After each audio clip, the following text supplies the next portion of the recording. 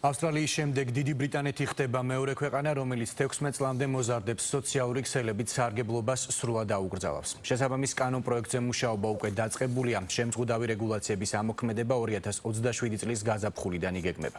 მოზარდებში სოციალური მედიის უარყოფით გავლენაზე დიდი ბრიტანეთის პრემიერ-მინისტრმა პირადად ისაუბრა. გახშირებული ბულინგი, ძალადობა, მწვავე დამოკიდებულება ინტერნეტზე და ბავშვების ფსიქიკური ჯანმრთელობის დაცვა იმ მიზეზებს შორისაა, რომლითაც კირ სტარმერი მიღებულ გადაწყვეტილებას ხსნის.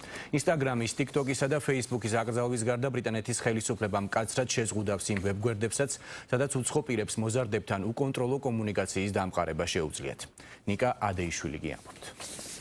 სოციალური მედია ბავშვებს აუბედურებს ამ განცხადებით დაუპირისპირდა დიდი ბრიტანეთის მთავრობა მილიარდიან ციფრულ ინდუსტრიას. დიდი ბრიტანეთის პრემიერ-მინისტრმა 16 წლამდე მოზარდებისთვის სოციალური მედიის აკრძალვა გადაწყვიტა. კირ სტარმერი მიზეზად მოზარდებში ბულინგის, ძალადობისა და ფსიქიკური პრობლემების თავიდან არიდებას ასახელებს. ქვეყნის პრემიერ-მინისტრის გადაწყვეტილებით აღნიშნული ცვლილებების ფარგლებში 2027 წლის გაზაფხულიდან ბრიტანელი ახალგაზრდები ვეღარ გამოიყენებენ ისეთ აპლიკაციებს, როგორებიცაა TikTok, Facebook და Instagram. თავრობა ყოველთვის არჩევნის წინაშეა.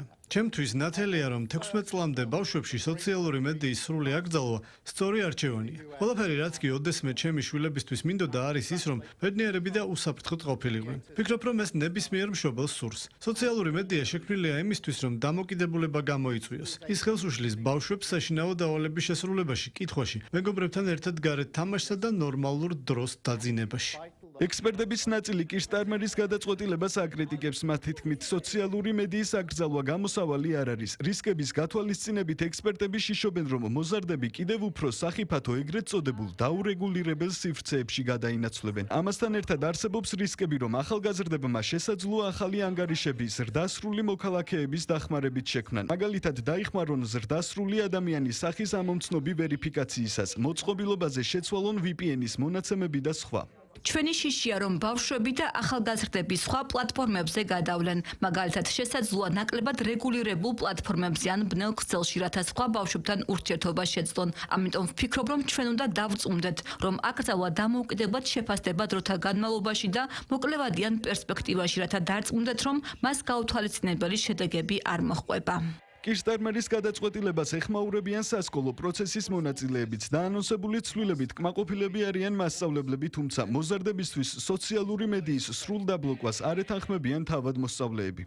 ძალიან გახარებული ვარ ამ ბრწყინვალე განცხადებით. ვფიქრობ, ახლა ეშმაკი დეტალებშია. მიმაჩნია ძალიან მნიშვნელოვანია, რომ ახალგაზრდებს ინტერნეტში არარეგულირებადი სივრცეებისკენ არ ვუბიძგოთ.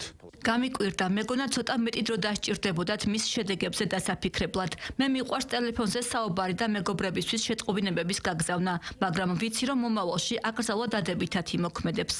ვფიქრობ, კარგია, რადგან მგონია, რომ ადამიანების ბავშვობა ბუნდოვანი ხდება. თითქოს ბავშვები მულტფილმებს არ უყურებენ, გარეთ არ გადიან, უბრალოდ საძოლში სხედენ და TikTok-ს უყურებენ. მგონია, რომ ეს ადამიანების ფსიქიკურ ჯანმრთელობაზეც მოქმედებს, რადგან განსაკუთრებით გოგონების შემთხვევაში. როდესაც TikTok-ზე სხვა გოგონებს ხედავ, კიდე ისე გამოიყურებოდე და მგონია, რომ ეს ადამიანების თვითშეფასებას ანადგურებს და ასე შემდეგ. ბრიტანეთის პრემიერ-მინისტრის გადაწყვეტილებით კმაყოფილები არიან მშობლებიც და ის მოქალაქეებიც, რომლებსაც მოზარდობისას სოციალურ მედიასთან წვდომა არ ჰქონდათ. მათი თქმით, 16-დან 18 წლამდე ახალგაზრდებისთვის სოციალური პლატფორმების ხშირი გამოყენება საჭირო არ არის. არ მგონია, ბავშვებს ახლა სოციალური მედია სჭირდებოდეთ. განსაკუთრებით ამ პატარა ასაკში. 16 წლამდე სოციალური მედია არ მქონდა. მანამდე ცხოვრება მიყვარდა და ვფიქრობ, რომ ბევრი დაუცველობა, რაც მქონდა, ონლაინ ურთიერთობებმა გამოიწვია. ასე რომ უბრალოდ არ მგონია, ახლა მათ ეს სჭირდებოდეთ. დიდი ბრიტანეთი ავსტრალიის შემდეგ ხდება მეორე უმსხვილესი დასავლური სახელმწიფო, რომელმაც ბავშვებს ციფრული კარი ჩაუკეტა. ამის მიუხედავად, როგორც ჩანს, მოზარდებმა კანონის გვერდის ავლით სოციალურ მედიაში ანგარიშების შექმნა მაინც შეძლეს. ოფიციალური ლონდონი კანონპროექტს პარლამენტში შობამდე წარადგენს, ხოლო სრული აკრძალვა და ახალი წესები ძალაში 2027 წლის გაზაფხულიდან უნდა შევიდეს.